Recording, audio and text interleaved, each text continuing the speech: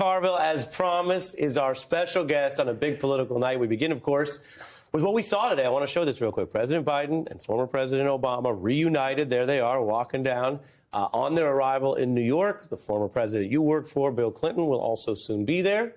The Biden campaign tonight just released this photo. This is, according to the Biden campaign, the first image from what will be a pretty unusual night, James. You don't usually see presidents together, especially for good news. Sometimes, I will mention, you see them sometimes at big funerals and other things. Right. Biden is, of course, leaning on the Democratic predecessors, the AP reports, while Trump is isolated from other Republican presidents and much of the leadership of the United States government, past and present. I mean, really, there aren't a lot of Republicans presidents that want to be with him. The Biden campaign says they're going to go up to as much as $25 million in a single night, which is a contrast in what has become a cash crunch. $45 million versus what you see there, 97, and maybe $25 million on top of that. And these three presidents have, of course, a rich history between them. And then you got President Clinton, who made the case as only he can. After he spoke, somebody sent out a tweet. They said, "You should appoint him Secretary of Explaining Stuff." I like that. The single best decision that I have made was selecting Joe Biden as my running mate. By the way, after last night, I want a man who had the good sense to marry Michelle Obama.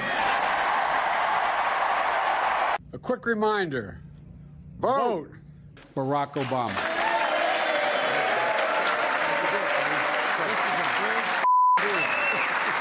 I've been keeping the First Lady waiting for about half an hour, so I'm going to take off. But, I don't want to make her mad. Please go. You're in good hands. Thank you. Vice President Biden, Vice President. That was a joke.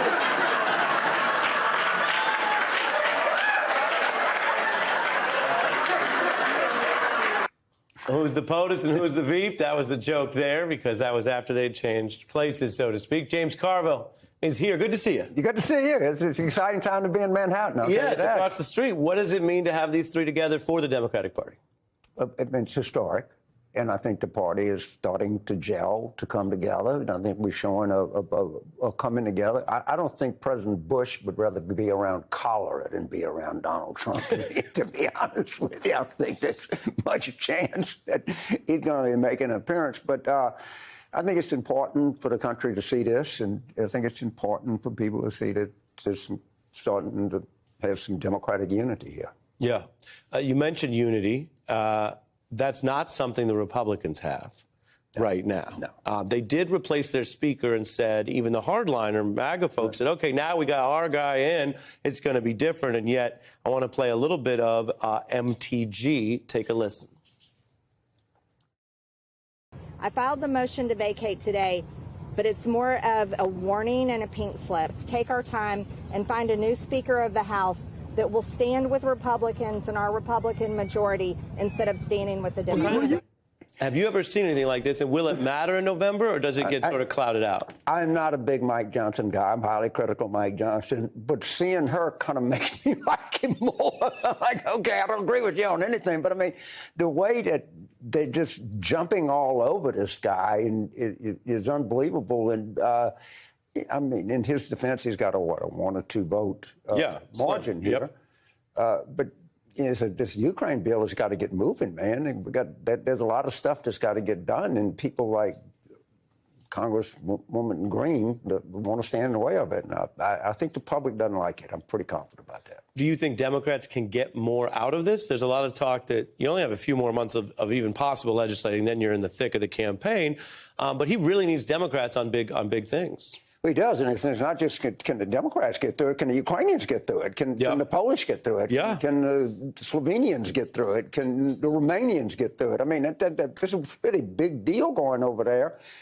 And, you know, this is a terrible thing to say, but Putin, you know, there are people in the United States Congress that are pro-Putin. To me, that's treasonous. It's just what it is. It's called what it is, Yeah. And you're seeing that. And I think that I disagree with Mike Johnson about everything you could imagine, but I think at his core he's a patriot. I hope. Well, we showed you and Rob Reiner there talking about the president's polling, and here we are on a big night for President Biden. I wanted to remind you just a little clip of what you told us when you had these concerns about Biden. Take a look.